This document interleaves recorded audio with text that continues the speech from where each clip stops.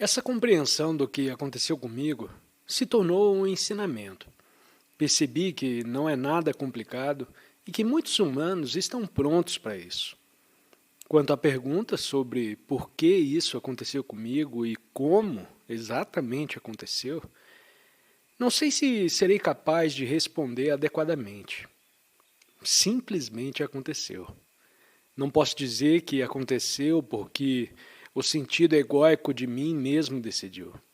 O que aconteceu foi uma desidentificação do pensamento, mas na época eu não sabia que era isso que estava acontecendo. Quando aconteceu pela primeira vez, simplesmente aconteceu. Eu não poderia ter explicado. O último pensamento que me identificou foi o de que eu não podia mais viver comigo mesmo. Então olhei para esse pensamento e lá estava eu. Quem sou eu? Eu não sabia naquele momento que havia formulado uma antiga pergunta que foi usada na meditação por centenas ou milhares de anos. A pergunta "quem sou eu?" foi usada pelos professores espirituais na Índia ao longo dos tempos para levar as pessoas à compreensão. Essa pergunta surgiu espontaneamente em minha mente. Quem sou eu?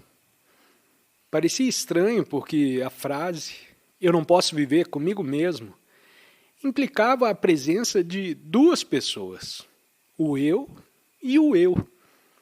Isso era tão estranho que me perguntei quem eu realmente era, se não podia viver comigo mesmo. Essa pergunta, quem sou eu, me levou à compreensão da essência do eu, do que significa ser eu. Percebi que meus pensamentos não eram realmente eu. Me desidentifiquei do eu infeliz que contava histórias infelizes o tempo todo. A sensação de eu não estava mais vinculada ao pensamento. Ela se retirou do pensamento porque não suportava mais. Foi assim que aconteceu, que não estava mais investido na identificação. Então o eu infeliz, como eu o chamava, se dissolveu e restou apenas a presença do eu. Parecia tão simples, mas na época eu não conseguia explicar isso. Levou anos antes que eu pudesse verbalizar algo assim.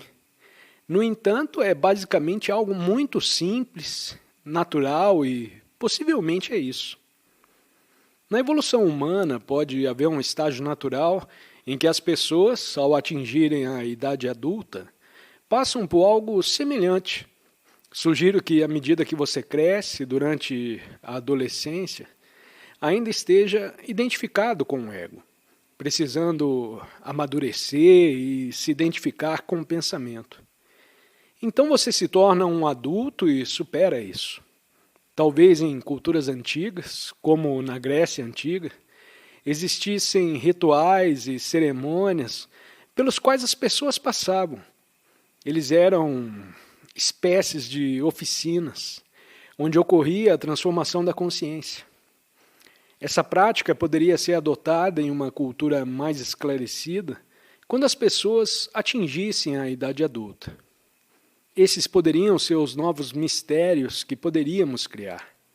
Os mistérios, como era conhecido na Grécia Antiga, eram um tipo de processo de iniciação no qual as pessoas não deveriam falar sobre.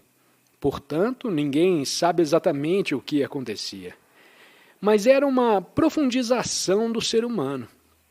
Esses mistérios remontam aos tempos antigos, desde o Egito até a Índia. Poderíamos ter mistérios modernos, nos quais as pessoas deixam de se identificar com o eu egóico e simplesmente percebem o eu, a essência do ser. Isso se tornou o ensinamento para mim. Gradualmente, a compreensão do que aconteceu comigo se tornou um ensinamento. Percebi que não é algo complicado e que muitos seres humanos estão prontos para isso. Foi uma surpresa quando percebi pela primeira vez, quando o poder do livro, o poder do agora surgiu. Sem qualquer publicidade, Mais e mais pessoas começaram a lê-lo nos primeiros meses. No início, quando o livro foi concluído, pensei que algumas pessoas poderiam responder a ele. E tudo bem se ninguém quisesse comprá-lo. Eu disse a mim mesmo: vou vender tomates para ganhar a vida. Eu não sabia, eu só vim. E então percebi que muitas pessoas estavam prontas. Elas realmente se envolveram com o livro e compreenderam ou perceberam a verdade. Mas era porque elas já estavam prontas. Já não era algo neutro ou totalmente novo para elas. Elas estavam prontas para ouvir. É sempre um reconhecimento quando você lê ou ouve o verdadeiro ensinamento espiritual. Algo em você que já sabia. Não é algo totalmente novo. E esse é o poder do ensinamento espiritual. A presença em você, que já está aí, reconhece a verdade quando a vê. Então você sente e você responde: sim. É sempre um reconhecimento. Nunca é alguém dizendo algo novo. Você pode ler outros livros e aprender muitos fatos novos dos quais nunca ouviu falar. E pode achar isso interessante, mas isso não irá transformá-lo. Apenas aquilo que você reconhece como verdade, na verdade, traz esse nível em você, essa dimensão em você. E esse é o poder de um livro espiritual. Eu não percebi quantos seres humanos realmente estavam prontos para isso. Foi apenas quando eles começaram a escrever para mim naquela época, quando as pessoas ainda escreviam cartas, dizendo que compraram 5 cópias para seus amigos ou parentes, que percebi o impacto. Outra pessoa comprou 3 cópias e um terço dessas pessoas disse: uau, isso é incrível! Parecia que muitas pessoas estavam prontas para isso. Então, é bom que esteja acontecendo. É um processo relativamente simples e, teoricamente, sim, é claro que a velha consciência ainda tem sua atração gravitacional sobre as pessoas. Mas todos que estão aqui, ou aonde quer que estejam ouvindo ou vendo isso, fazem parte da transformação e contribuem para o despertar. Por isso é muito significativo que, à medida que você desperta, e a maioria das pessoas que se juntam a nós aqui, estamos aqui nessa sala ou em casa, já estejam passando pelo processo de despertar. Para algumas pessoas isso pode acontecer de repente, mas isso é raro. Na maioria das vezes, é um despertar gradual e não há uma causa específica. Você vai mais na espiral e essa presença surge e então recua. E assim, gradualmente, vai crescendo, mesmo com contratempos. Por que isso aconteceu com você? Bem, por algum motivo isso acontece com algumas pessoas assim, mas parece ser raro, e não posso dizer exatamente o porquê. É melhor não procurar um evento. Quase me arrependo de contar às pessoas como aconteceu comigo, porque faz com que elas procurem um evento. E, de certa forma, o que aconteceu, ou como eu descrevo, é mais como algo acontecendo. Não é real. É mais um não evento do que um evento. É como se você meio que desaparecesse na forma, na identidade. Meio que se dissolve.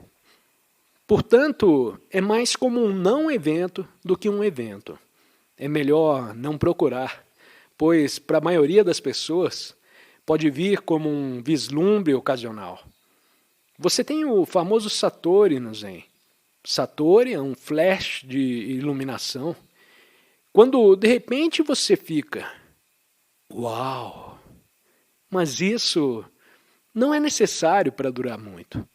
Se você tiver um Satori, não significa que no dia seguinte você ainda está consciente. Mas é uma boa coisa quando acontece. É um flash de realização. O processo de despertar espiritual pode ocorrer de diferentes maneiras para diferentes pessoas. Para alguns é um evento súbito e transformador, enquanto que para outros é um processo gradual e contínuo. Não há uma fórmula fixa ou um caminho único para o despertar espiritual, pois cada indivíduo é único em sua jornada. É importante permanecer aberto, presente e receptivo às experiências e insights que surgem ao longo do caminho. Sim, o mestre Zen às vezes tenta trazer em você esse flash, e isso é bom. Mas é claro, não é o estado permanente que vem gradualmente. É uma aventura na consciência e podemos aproveitá-la enquanto acontece.